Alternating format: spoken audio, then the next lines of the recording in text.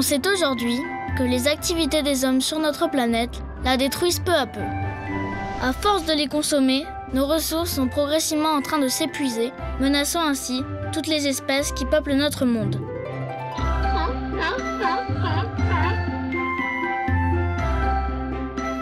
C'est pourquoi il est important d'économiser notre eau, nos énergies et de trier nos déchets.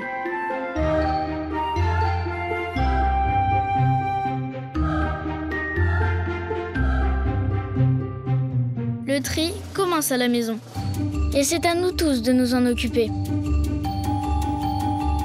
Pour cela, il suffit de séparer le verre, les papiers et les emballages, et enfin, tous les autres déchets ménagers. Après cela, les camions viendront collecter nos différentes poubelles afin d'acheminer les déchets vers des centres de traitement comme le SIDOMP, situés dans les Yvelines. La mission du SIDOMP est simple. C'est de trier les déchets recyclables et de brûler les autres pour produire de l'énergie. Le SIDOMP a conçu une exposition ludique et pédagogique, la grande aventure du recyclage.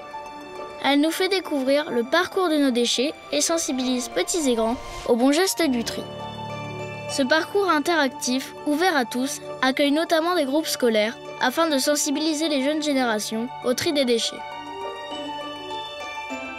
La première partie intitulée « Trop de déchets » nous invite à prendre conscience de la masse de déchets que nous produisons et de la nécessité de les trier. Nous pourrons distinguer les 4 grandes familles de déchets et ainsi mieux faire le tri à la maison en évitant beaucoup d'erreurs. La visite se poursuit par un voyage interactif au cœur du SIDOMP, avec une visite virtuelle du centre de tri et du centre de valorisation. Les visiteurs des communes adhérentes pourront aussi découvrir les tonnages de déchets déposés sur le site du SIDOMP par leur commune et visualiser le recyclage obtenu. Enfin, la dernière partie, le tri en action, nous entraîne dans la magie du recyclage en nous présentant de façon ludique le devenir des emballages triés sur le centre de tri.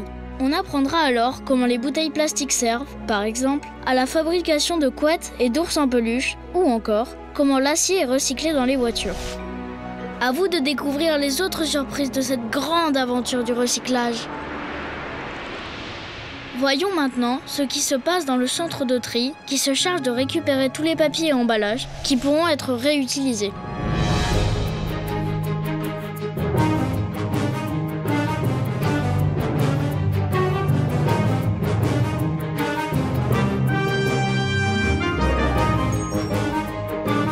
Grâce à plusieurs robots et au travail des trieurs, les déchets qui progressent sur un tapis roulant vont être peu à peu séparés les uns des autres.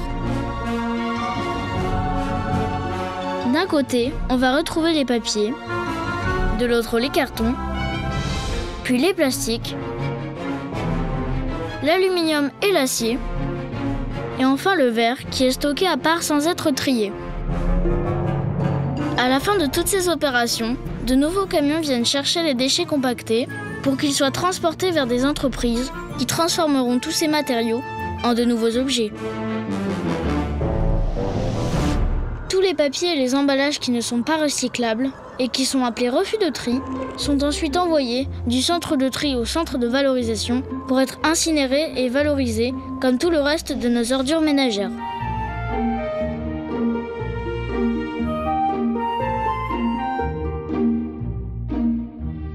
Ce qu'on appelle la valorisation est donc l'ensemble des opérations permettant de produire de l'énergie, c'est-à-dire de l'électricité ou de l'eau chaude en brûlant les déchets. Mais c'est aussi le fait de pouvoir réutiliser les restes des ordures incinérées dans les industries.